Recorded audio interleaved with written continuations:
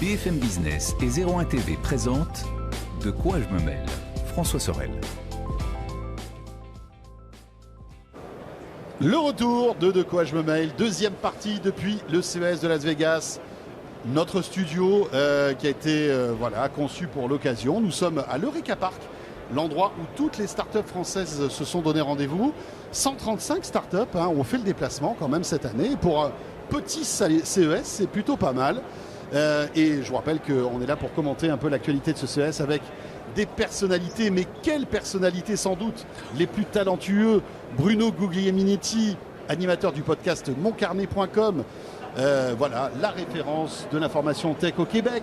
Jérôme Colombin, je n'ose même plus le présenter, le podcast Monde Numérique, mais le cofondateur de 01 TV. Et puis Damien Licata Caruso, qui est journaliste tech au Parisien. Et bien voilà, donc ensemble on va revenir sur quelques-uns des aspects de ce CES et notamment le stand LG. LG, constructeur coréen qui en plus innove, Jérôme, en termes de télé, l'OLED. Ils présentent des produits cette année. Ouais. C'est toujours un festival. Moi je me souviens de ces tunnels, je ne sais pas si vous vous souvenez au CES ou à l'IFA, de ces tunnels monstrueux d'écran immersifs, incroyables. Pas du tout Covid-friendly du coup. Alors non, là, oui, d'accord. En termes d'embouteillage, on était au top. C'était ça. Là, c'était le cluster. C'était un joli cluster. C'était un très joli cluster. Voilà. Eh bien, cette année, il n'y en a pas eu. Non, c'est ça. Puis c'est un peu le dire. LG qui est reconnu pour innover, ce coup-ci, c'est le coup de trop. Quand on arrive, si les gens se sont déplacés physiquement à Las Vegas, au CES, pour venir voir quelque chose, c'était justement pour voir quelque chose et pouvoir y toucher. Et là, il nous arrive avec un kiosque qui est totalement virtuel. Et donc, pour voir le kiosque, il faut télécharger une application et puis regarder à travers notre téléphone. Ça, je peux le faire de Montréal. J'ai pas besoin de venir à Las Vegas. Et je trouve que c'est tellement un échec. Je vais vous dire, la première fois que je suis arrivé sur le kiosque de LG, j'ai dit, coudonc, il me semblait qu'ils devaient être là, eux. Et puis après, j'ai regardé par terre, j'ai vu qu'il y avait des lignes. Je dis, qu'est-ce que c'est au juste? Alors, je me suis rendu à l'autre bout du kiosque, qui est quand même assez grand, pour me faire dire, non, tout est là, mais il faut le regarder en VR. Il faut télécharger une application et il faut scanner des QR codes qui sont sur... Alors, il y a une vague décoration en bois, un peu... c'est joli, mais bon, c'est assez froid, ça fait un peu... c'est pas Saccage Paris, mais c'est un petit peu Saccage CES. Et c'est hyper décevant. C'est vrai que c'est le coup de trop parce que il valait mieux rien faire dans un sens. Quand il n'y a rien, il n'y a rien. Ok. Là, ils ont essayé d'innover, mais comme l'a dit Bruno, quand on a fait 8 000 ou 10 000 km, c'est pas ça qu'on veut voir. Non, et puis, alors, c'est vrai qu'on peut comprendre que des boîtes comme LG qui sont très à cheval sur les aspects sanitaires de leurs salariés, etc., décident au dernier moment de tout annuler. Mais c'est vrai, annulons à ce moment-là. Ouais. Ne faisons pas des QR codes. Ou alors ils essaient peut-être d'imaginer l'exposition de demain. Mais je pense que ça partait d'un bon sentiment. Mais on se rend compte que c'est pas ça. Et en fait, ça dessert tout le monde, je pense. Ça dessert LG, ça dessert les gens qui viennent et qui se déplacent, qui prennent ça presque pour, un affront, finalement, parce que c'est pas très respectueux pour tous les gens qui sont venus.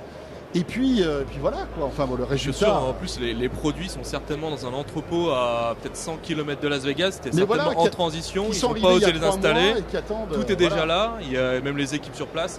Il y a qu'à aussi regarder. Les autres marques sud-coréennes sont venues sans souci. Il y a une grosse délégation coréenne. Il y a plein de gens qui sont venus. Et LG a tout bloqué. C'est vrai que c'est pas forcément...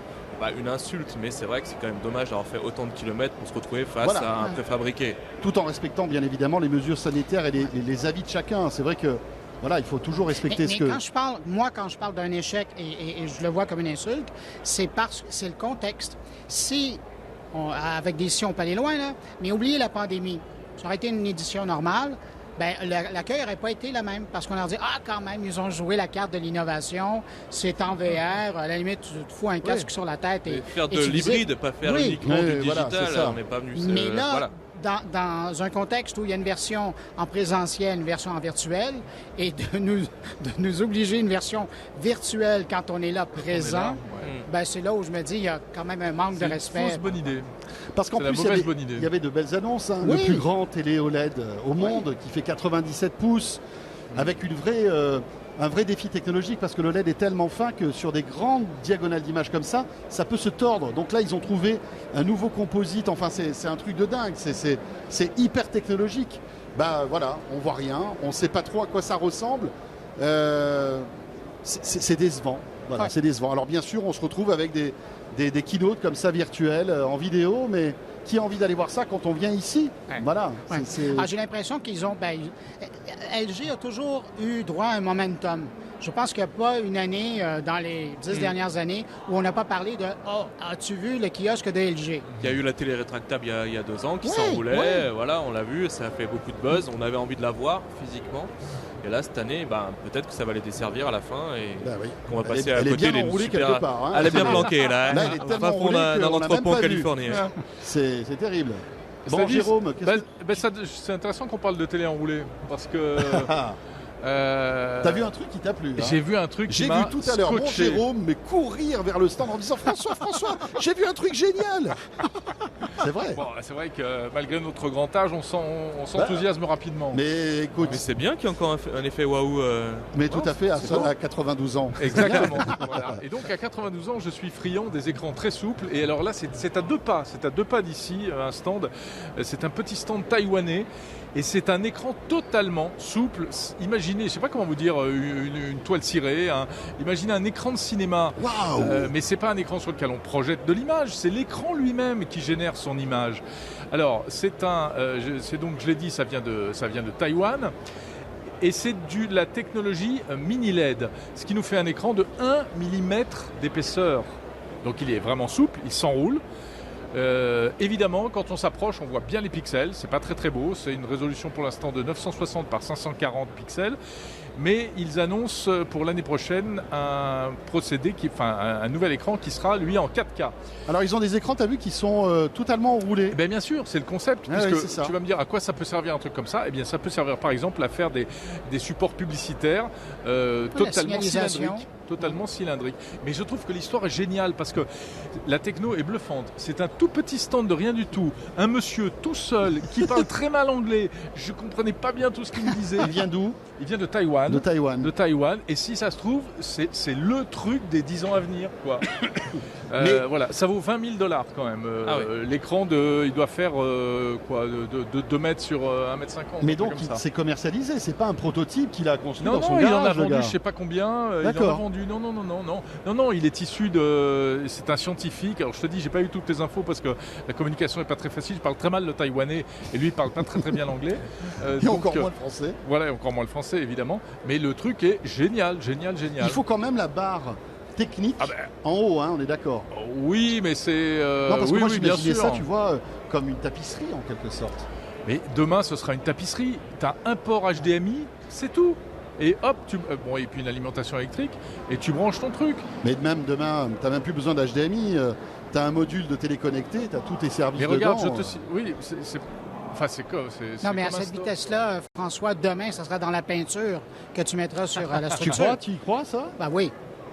Une peinture qui transformera ton mur en télé? Écoute, il y a une boîte française, Hello, qui vient de faire une voile qui fait la capture de l'énergie solaire.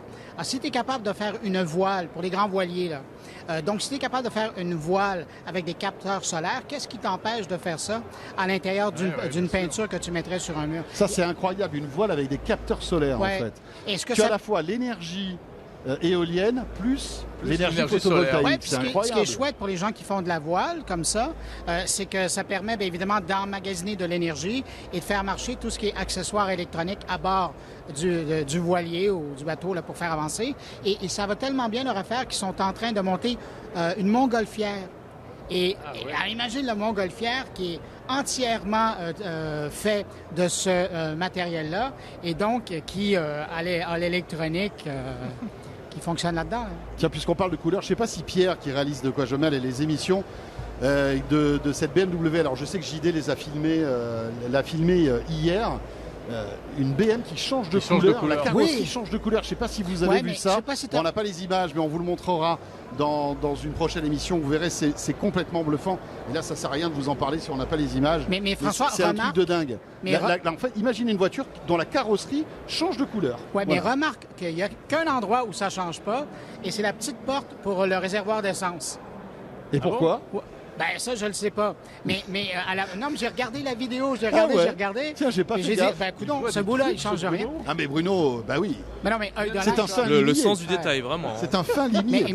Non, mais imaginez, ça veut dire que prochainement, s'il y a des poursuites policières, là, les gens, ils pourront plus dire c'est le véhicule rouge BMW, ils vont dire c'est la petite porte sur réservoir rouge ou... C'est vrai, c'est un problème. On peut dire la voiture est rouge, la voiture est bleue.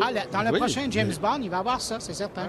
Ah, ça c'est clair, c'est sûr. Aston Martin, c'est fini, ça va être avec la BMW. Une BM avec camouflage intégré, je peux changer de couleur quand je veux. C'est vrai que c'est... J'imagine tu vas à la préfecture déclarer ta bagnole. Ouais. Bon, attendez les gars.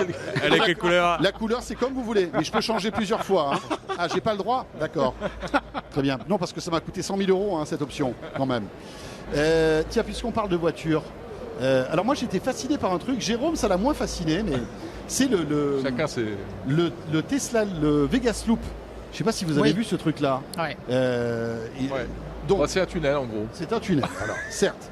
Mais regardez, je te casse le truc. Si vous êtes avec nous en vidéo à la télé, il faut quand même qu'on vous explique. C'est-à-dire que en fait The Boring Company, qui est l'une des boîtes d'Elon Musk, est en train de créer 50 km de tunnels sous Las Vegas avec à l'intérieur, c'est des tout petits tunnels, on va les voir là tout de suite, c'est vraiment des petits, on peut pas doubler là.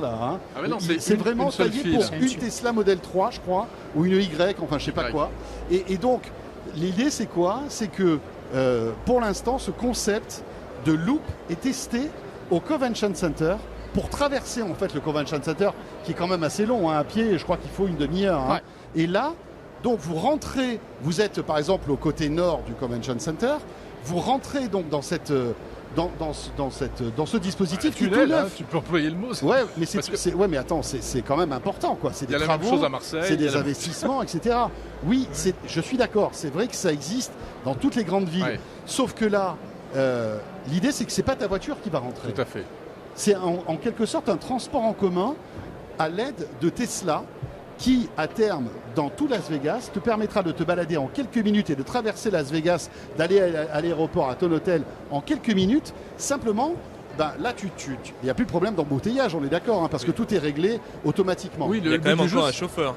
Alors, là, il y a un chauffeur. Pour l'instant, il y a un chauffeur, mais Elon Musk a déjà dit... typiquement, dans un endroit où on voudrait démontrer la technologie autonome, là, typiquement, c'est une ligne droite, on pourrait le faire plus facilement. C'est ça, le but du jeu, c'est qu'après, elles rouleront toutes seules, et très vite. C'est la prochaine étape.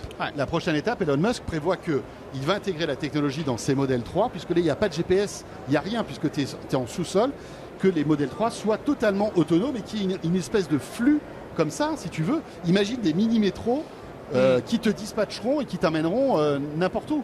Et moi, je trouve ça vraiment bluffant, quoi. Ouais. Mais en attendant, ce que ça fait, c'est un superbe salon de test de Tesla.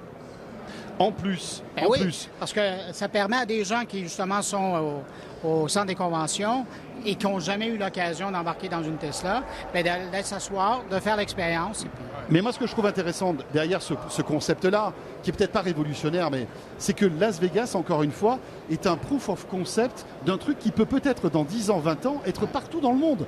Et en fait, l'innovation, elle est au CES, mais à Las Vegas, elle est partout. Ouais. Vous voyez des hôtels qui font 200 mètres de hauteur, où il y a des écrans qui sont immenses, et on voit ça que là, en fait. Donc c'est à Las Vegas que je suis monté pour la première fois, je crois, dans une voiture autonome, effectivement. Mais oui, bien sûr. Qui roulait dans la ville. Parce que la législation du Nevada le permet d'ailleurs. C'est quelque chose d'assez souple. Et c'est pour ça aussi qu'ils viennent le faire, c'est pour ça qu'il y a plein de projets qui arrivent à naître ici, ce qui est logique. Mais c'est vrai, pour revenir plus sérieusement, l'histoire du tunnel, c'est pas absurde et c'est vraiment intéressant en termes de nouvelle conception du transport, parce que c'est entre la voiture individuelle et le transport collectif. Parce que, tu l'as dit, ce ne sont que des Tesla, elles vont de station à station.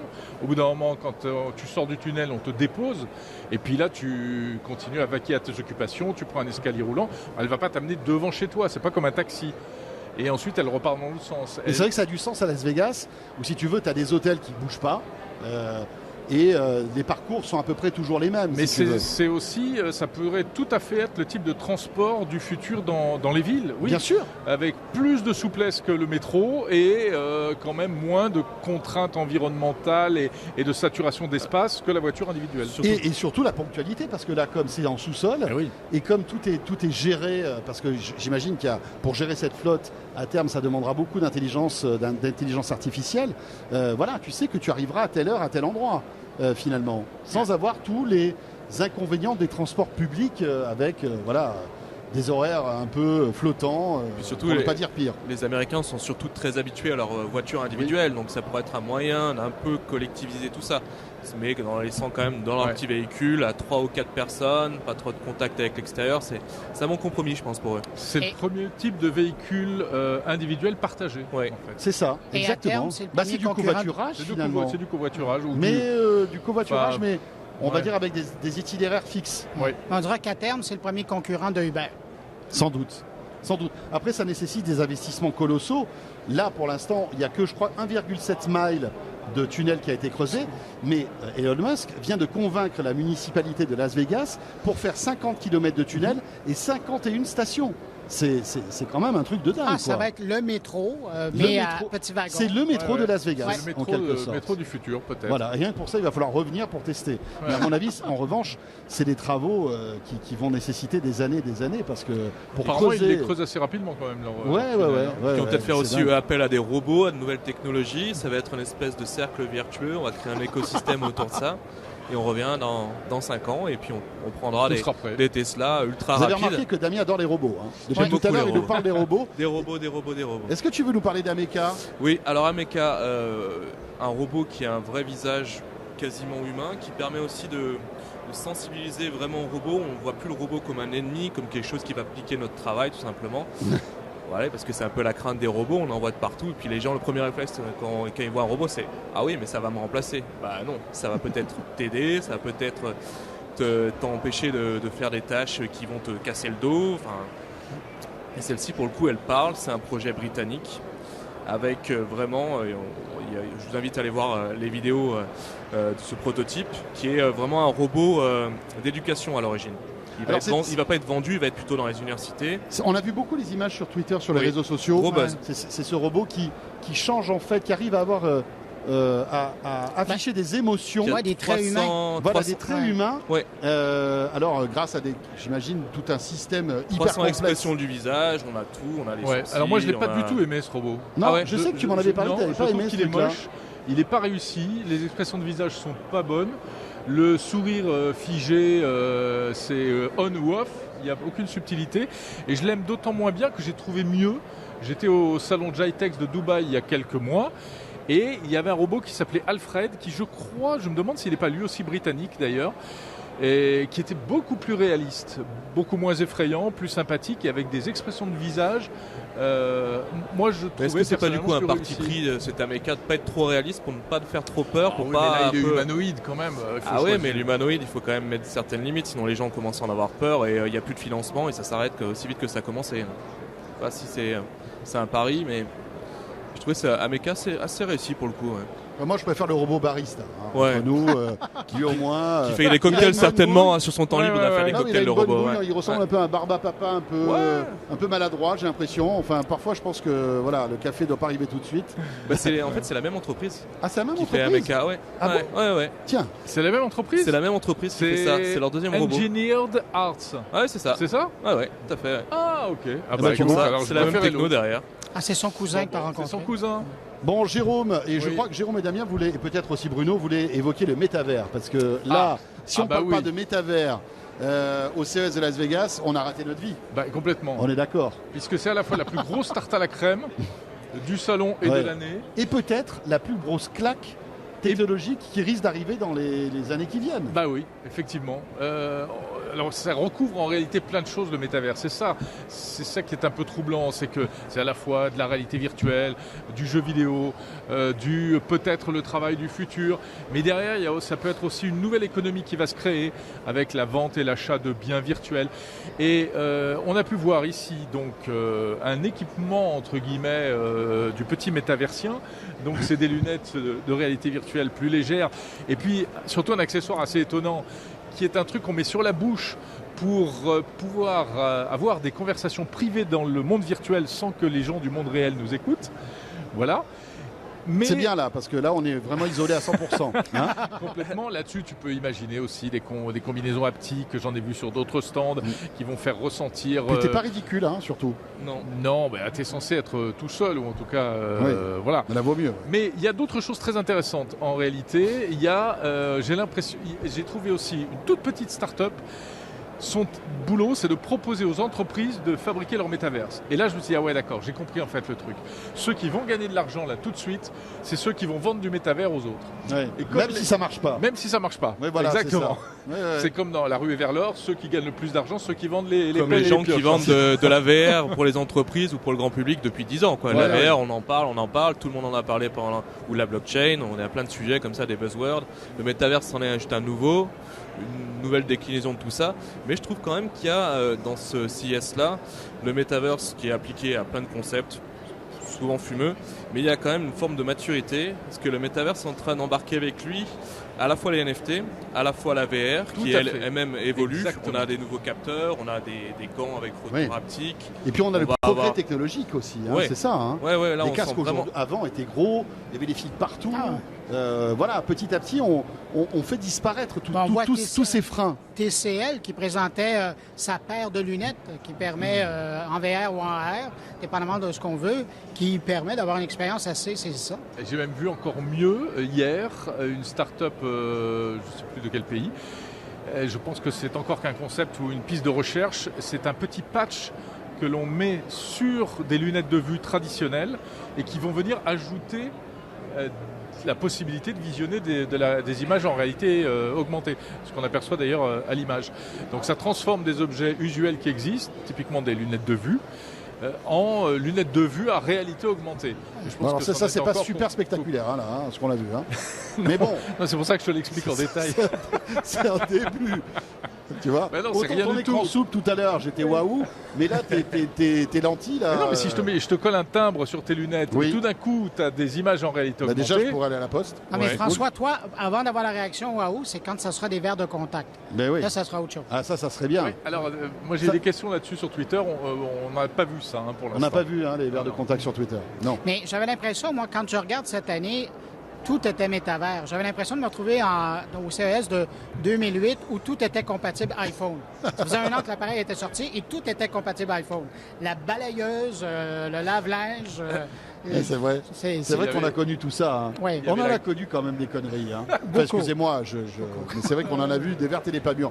Jérôme, il nous reste 3 minutes. Je crois que tu voulais nous parler d'un produit un peu difficilement explicable. Mais tu t'es dit, je vais en parler parce que la technologie, elle est partout. Elle est partout. Et elle est aussi dans le plaisir, on le sait, masculin, féminin. Et j'ai repéré ça, je trouve que c'est intéressant, c'est un sujet qui n'est pas évident. C'est de la medtech, c'est dans les startups qui font des produits pour la santé. Et écoutez, c'est un patch connecté. Je te laisse expliquer. Oui, mais alors je vais dire les mots. C'est un patch connecté qui aide à lutter contre l'éjaculation précoce. Voilà, qui est une réalité pour beaucoup d'hommes, qui se traduit d'ailleurs pour une réalité pas très agréable pour beaucoup de femmes, sans rentrer dans les détails. Et là, donc, alors le stand, il est incroyable parce que je veux dire, on voit As-tu vu les gens qui sont allés autour du stand? Il y avait une espèce de malaise, les gens n'osaient pas y aller complètement, ils tournaient autour. C'est un sujet pas facile. Voilà. Moi je discutais avec la personne, je disais oui alors donc c'est pour cette maladie, il me dit non écoutez ce n'est pas une maladie, pardon excusez-moi, mais le truc c'est alors attends parce qu'on voit des trucs là, donc c'est c'est un patch qu'on met sur le périnée, je vous laisse regarder sur Google où se situe le périnée. Le périnée c'est tout en bas à gauche en sortant d'ascenseur. Voilà. Je crois. Et qui va envoyer des petites décharges électriques. Ah bon? Bah oui, c'est le principe. Un peu comme des trucs qui vont remonter jusqu'à ton cerveau et qui vont te stimuler positivement pour faciliter éviter le phénomène de l'éjaculation précoce. Et tout ça se paramètre avec une application sur smartphone. Non, mais évidemment, ça fait rigoler, mais c'est très concret. Non, quoi, ça mériterait une émission spéciale. Oui, c'est vrai. Et avec démonstration. Bon. Ah oui, j'ai testé pour vous. Oui. Je ne sais pas, je ne suis pas concerné, donc je ne peux pas vous dire, mais le sujet m'intéresse. On en aura appris vraiment beaucoup de choses sur ce salon. Hein. Oui, vraiment. Non, mais j'aime bien rentrer dans l'intimité comme ça des gens, c'est sympathique. Presque autant que Google, magnifique. Oui, c'est vrai. Non, mais franchement, autant le stand LG n'était pas bien, mais l'innovation de Jérôme, ça c'était plutôt cool. Je vous dis, j'aime parler des choses qui sortent de l'ordinaire. Qui sont concernants. Juste une chose, pour le Parisien, tu as trouvé, alors là c'est un peu dans le off, tu as réussi à avoir autant d'informations que tu as pu l'avoir il y a 2 ans. C'est vrai qu'on a été globalement moins sollicité, mais c'est pas plus mal parce qu'on peut se concentrer sur vraiment des produits essentiels, typiquement tout ce qui a trait à la lutte contre le Covid. On a des masques connectés, il y a un masque japonais improbable qui comporte un petit micro qui est connecté à une application et qui permet de faire de la traduction en temps réel. Donc ça c'est plutôt intéressant, mais aussi d'amplifier la voix parce qu'avec le masque on a tendance à plus s'entendre, à moins bien communiquer. Là c'est... Donc, il y a vraiment, si vous êtes avec nous en télé, c'est pas beau. Hein. Il y a aussi ce masque-là qui est pas mal, qui a différentes couches de filtres, qui va peut-être aller au-delà du Covid, parce qu'on va en sortir à un moment ou à un autre, mais qui permet aussi de filtrer les particules, la pollution, les allergènes, les agents pathogènes, tous les trucs, parce qu'à un moment on va essayer aussi de sortir de cette phase de Covid, et peut-être qu'on aura besoin encore de ce genre de masque-là. Malheureusement on en aura pris l'habitude. Ben écoutez, voilà, ce de quoi je me mêle est terminé. Merci d'avoir été avec nous. Bruno, c'était un vrai plaisir. Vraiment. Merci de l'invitation. Et si vous avez trouvé, vous ne connaissiez peut-être pas Bruno, si vous le trouvez sympathique, eh bien, téléchargez son podcast moncarnet.com. Voilà. C'est toutes les semaines, c'est ça? Oui, tous les vendredis. Et puis évidemment, cette semaine, une édition spéciale consacrée au CES 2020. Évidemment. Jérôme, pareil. Pareil, moi c'est tous les samedis. Voilà, c'est tous les samedis. On se suit comme ça. Monde numérique. On retrouve aussi sur 01 TV, bien évidemment. Et puis Damien, bien sûr. Le Parisien en kiosque, évidemment, tous les jours. Et puis sur le site internet du Parisien, dans la rubrique high-tech. Tout à fait. Damien Licata-Caruso, donc journaliste high-tech au Parisien. Merci Bruno, Jérôme, Damien. C'était un vrai plaisir de se retrouver dans cette configuration de quoi je me mail. Merci de nous avoir suivis. Bon week-end à vous toutes et à vous tous. À noter que ce CES se poursuit sur 01 TV avec une émission spéciale qu'on vous a réservée avec Jérôme. Et puis j'ai le plaisir aussi d'avoir pu vous concocter quelques Tech & Co que vous retrouvez sur BFM Business, dont le replay est disponible. Merci à toutes et à tous. Et on se retrouve dès la semaine prochaine depuis Paris, si tout va bien. Salut à tous. De quoi je me mêle sur BFM Business et 01 TV.